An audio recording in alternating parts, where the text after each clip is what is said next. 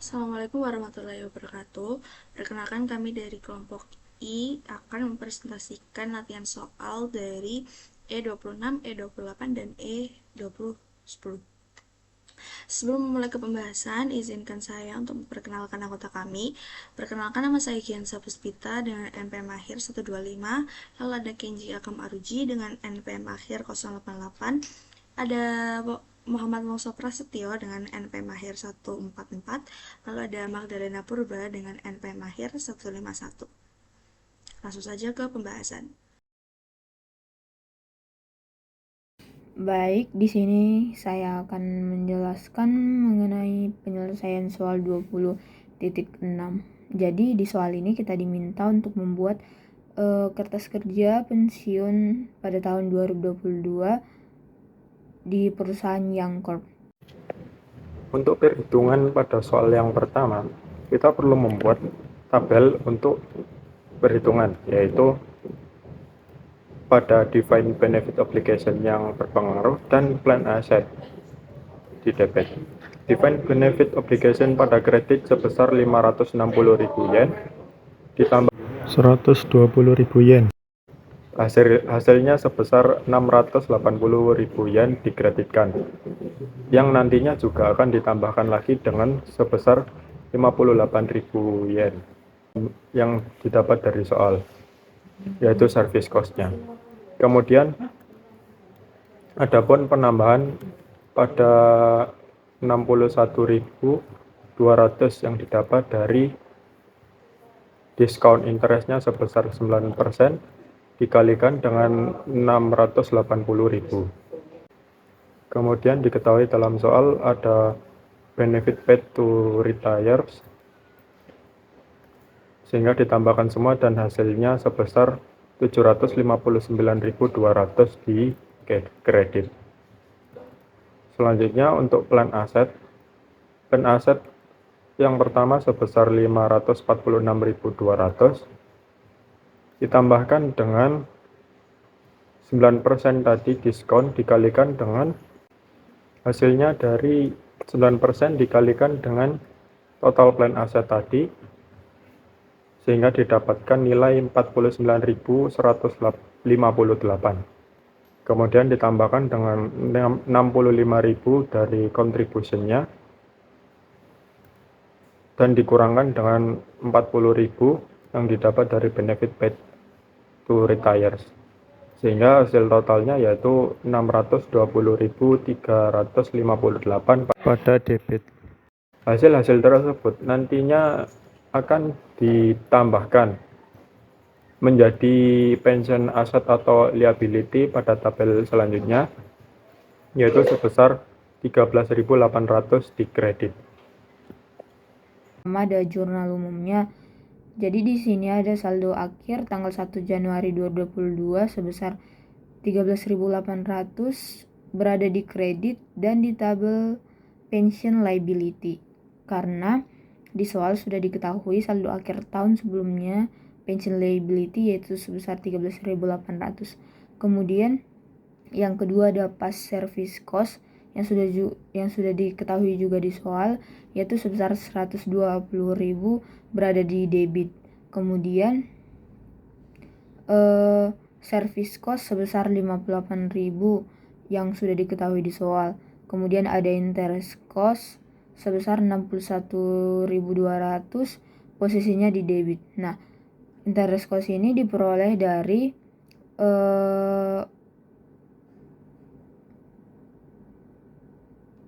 680.000 yang akan dituliskan di jurnal memo.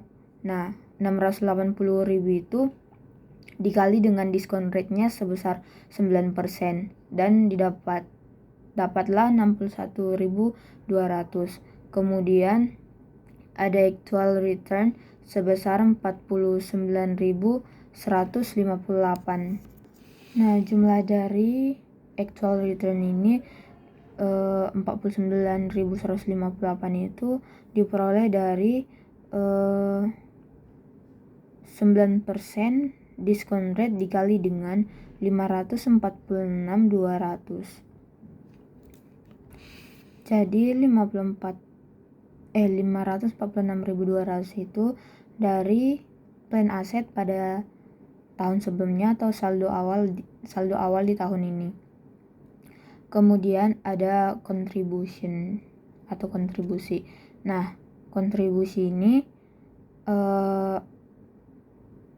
sebesar 65.000 berada di kredit. Kenapa di kredit? Karena perusahaan akan membayarnya. Karena ini adalah satu tanggung jawab perusahaan. Nah, 65.000 ini akan dibayar dan akan mengurangi kas perusahaan. Nah, jadi jumlah atau totalnya untuk annual pension expense-nya sebesar 190.042. Kemudian untuk cash-nya debit 65.000. Jadi saldo akhir 31 Desember tahun 2022 sebesar 138.842 di kredit. Kemudian untuk jurnal saldo akhirnya yaitu beban pensiun pada debit sebesar 190.042.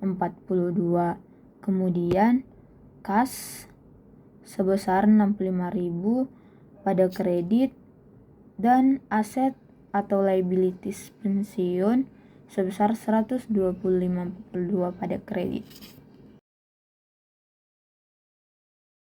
Oke, selanjutnya saya akan membahas soal 20.8.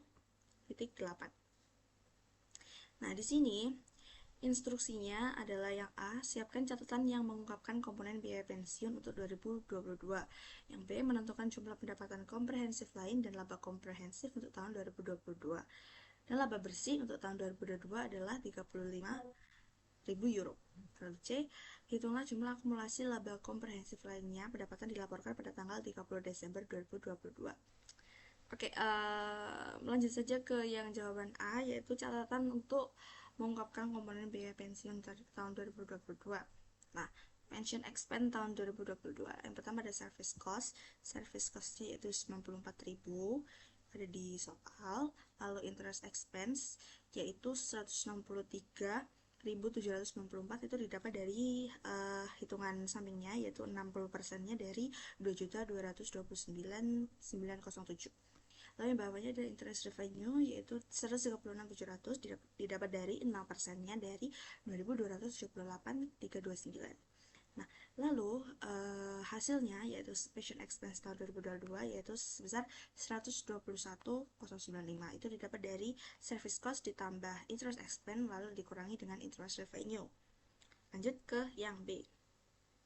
Nah, yang B ini menentukan jumlah pendapatan komprehensif lain dan laba komprehensif untuk tahun 2022. Laba bersih untuk tahun 2022 adalah 35.000 euro. Nah, ini mencari aset loss.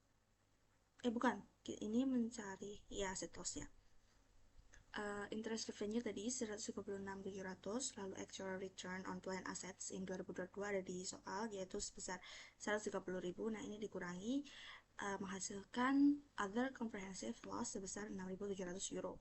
Nah, lalu comprehensive income tahun 2022 itu ada net income sebesar 35.000, lalu dikurangi dengan other comprehensive income loss tadi sebesar 6.700 akan menghasilkan aset loss-nya 28.300.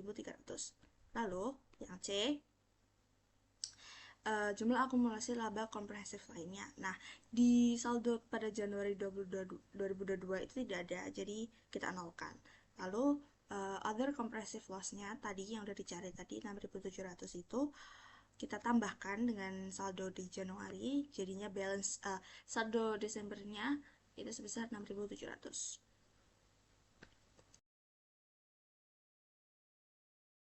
Selanjutnya untuk soal yang ketiga yaitu exercise 20.10. Yang mana yang pertama yaitu mencari komponen dari beban pensiun. Yang pertama yaitu ada biaya jasa. Mana biaya jasa didapatkan dari soal yaitu sebesar 56.000. Lalu beban bunga. Mana beban bunga ini didapatkan 81.000 itu dari 9% yaitu aktual dari bunganya tadi. Terus dikalikan 900.000. 900.000 ini merupakan dari akumulasi benefit obligasi. Lalu selanjutnya ada pendapatan bunga. Nah, pendapatan bunga ini didapatkan dari 9% dikalikan 600.000, yang mana 600.000 ini merupakan nilai program aset pada awal tahun. Lalu selanjutnya ada akumulasi penghasilan komprehensif lain dalam keterangan rugi, yaitu sebesar 40.000. Ini didapatkan dari keterangan soal.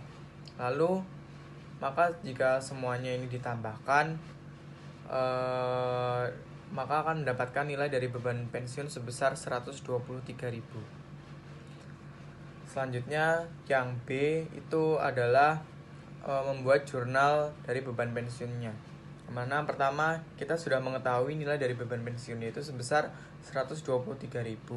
Maka dimasukkan beban pensiun sebesar 123.000. Lalu untuk 22.000 ini didapatkan dari 145 ini merupakan nilai kontribusi pensiun yang telah diakumulasi. Maka dari kasnya sendiri sebesar 145, maka selisih yang ada itu merupakan liabilitas atau aset pensiun sebesar 22.000 dihitung dari selisih keduanya. Mana kas tadi sudah diketahui dari soal 145.000. Lalu untuk soal yang ketiga yaitu yang C adalah